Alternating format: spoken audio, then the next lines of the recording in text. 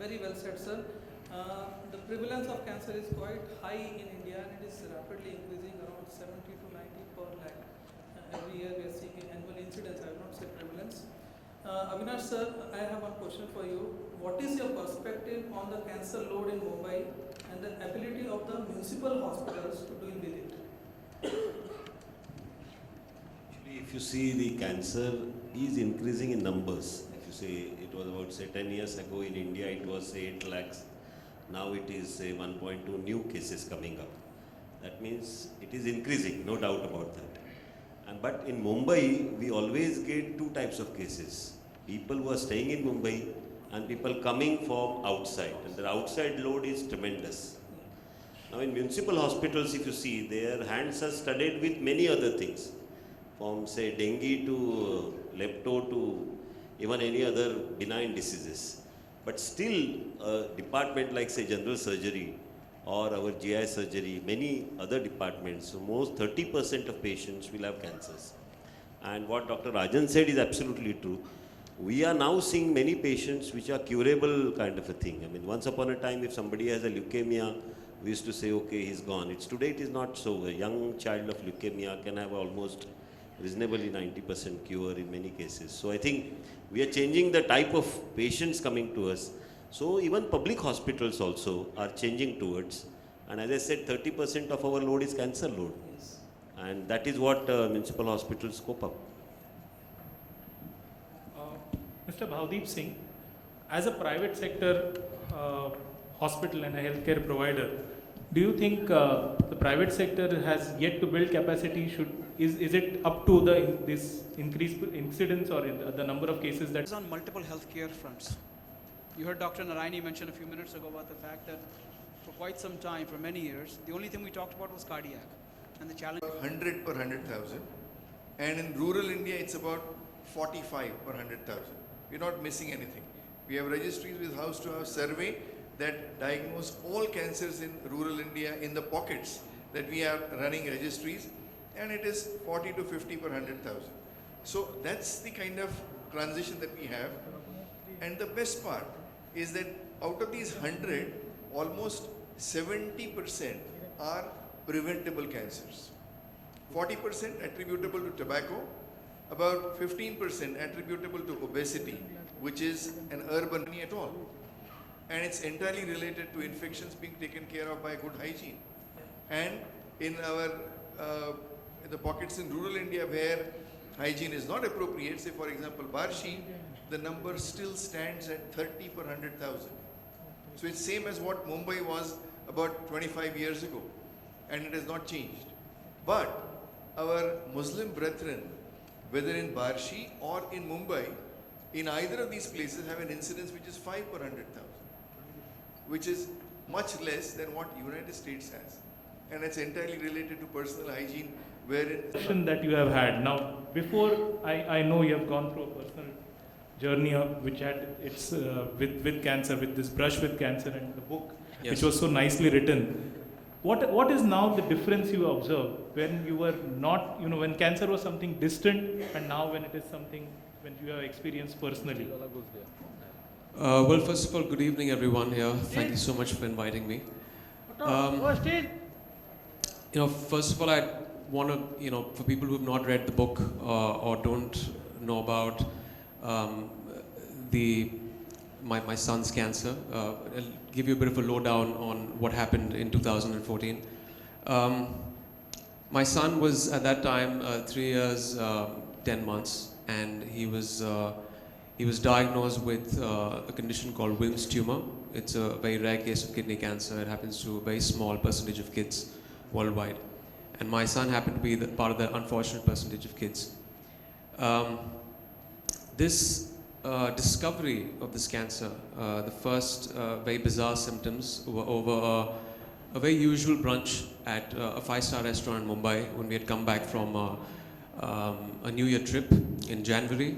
And there was no accompanying fever, there was no vomiting, there was no discomfort that my son had. He was extremely ill. He's a very, very positive, very, very energetic kid. And that day he happened to pass blood in his urine. And we as parents obviously freaked out. We took him to the nearest hospital. That's where we all get treated. That's in Khar, Hinduja. And his pediatrician, Dr. Ajit, there did the tests.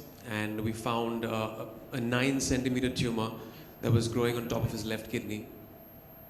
And, for any parent, and I speak for ourselves, for me and my wife,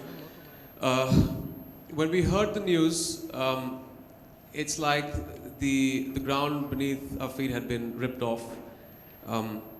Cancer, the perception of cancer for a layperson like me, and I consider myself as a layperson because with education, with even staying in Mumbai, you've heard of people get cancer, but you don't actually go to the depths of it unless you have someone close to you diagnosed with the disease. My perception of cancer was this monster that is going to take my son's life. Because of a lot of things, maybe the way it's been projected in the media, maybe just the general vibe of what cancer has done worldwide. It has overtaken heart disease over the past decade. It's very prevalent in our country, in rural and because of urbanization in most of the places. And you're constantly hearing about deaths related to cancer. And that was my, prime fear at that point of time, that this is going to take my son's life. The perception changed when I started informing myself, when I started reading up a lot about cancer and demystifying a lot of things about this dreaded disease. I realized that 70 to almost 95%, in my son's case, the prognosis is extremely good. Wilms tumor has one of the best prognosis as far as cancer goes. It's highly treatable, and that was very heartening for me to know. But there was a revelation that happened over the course of 2 months after reading. So I had an agonizing 2 months. And, but still, it really took the life out of us when we heard the news. There's no way of encompassing that in words or trying to explain what a parent goes through. It's worse than being confronted with your own mortality, hearing that your 3-year-old son has got cancer. And our lives have changed ever since. We've started living a very new kind of normal. You make peace with the cancer in a way. It's this factor in the house. It's there in conversations that wasn't there. You can't wish it away. And your perception changes, and then you have to fight the good fight against this disease and make sure you don't let it get the better of you or your family. And that's exactly what we did. Yeah, Emraan, I think I just read through the book, and you have constantly mentioned a positive message there. I mean, Superman. We use the analogy of superheroes in the book. So I think, do you wish that in some ways the media should, or the general public should have more positive news coming out? Because as I always tell my patients, a lot of times, people proudly say that I've got an angioplasty done at a 7-star hospital, but nobody says that I've got cancer treated at an XYZ place. So do you think that kind of positive news should come out? More people. I just wish positive news sold as much as bad news did. That's the unfortunate part. But yes, I mean, there's also projections in the media that bring about positive effects of cancer, but there's no running away from the fact that it is the major killer worldwide today.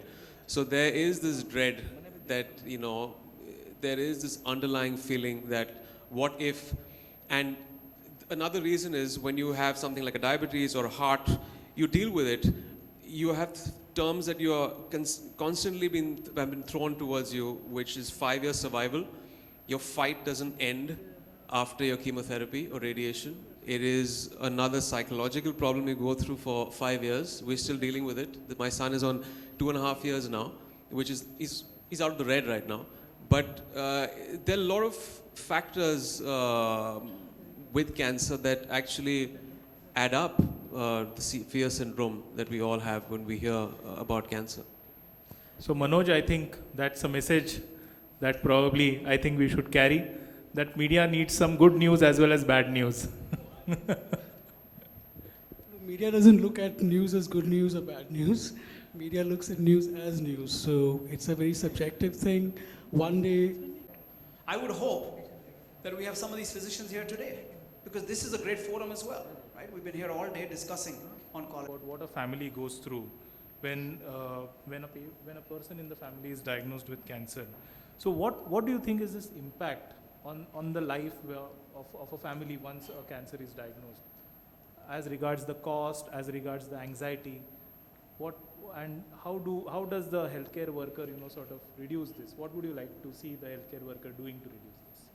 Well, first of all, I'd like to speak personally about our experience and the psychological impact of our son being diagnosed with this cancer. First and foremost, as parents, you go through a variety of emotions, ranging from anger, guilt, sadness. Guilt because, at that age, you're making most of the choices for your kid, and you feel that maybe it's something that you did wrong. Maybe you fed the kid something wrong. There was something wrong with the nutrition, and that has a very, very deep psychological impact. That had a deep impact on us. When we heard the news, obviously it was the worst part, and post that, every day was like a new hurdle. There was post that the surgery, which we had, which was the 4 longest hours of our lives, having the tumor removed, and we lost the kidney also, because that's generally how you deal with a case where it is 9 centimeters. And post that, there was the pathology report coming in, which took us, which took 5 to 7 days, which is again the 5 longest days of my life, because then, there's the favorable histology, there's the staging, which was all very new to us. Thankfully, he was on a second stage, which made the treatment and the prognosis much better. Post that, we flew our son to Canada, to Toronto, to Sick Kids. It's one of the top pediatric hospitals. And there was one of the main reasons that we did this is because we were trying to attend, apart from the physical aspect and the medical intervention, there's a psychological impact that all this has on us as a family unit and on our son. And we didn't want him to change in any way. That emotionally scars a kid. It definitely has emotionally scarred us. Kids can't talk about it.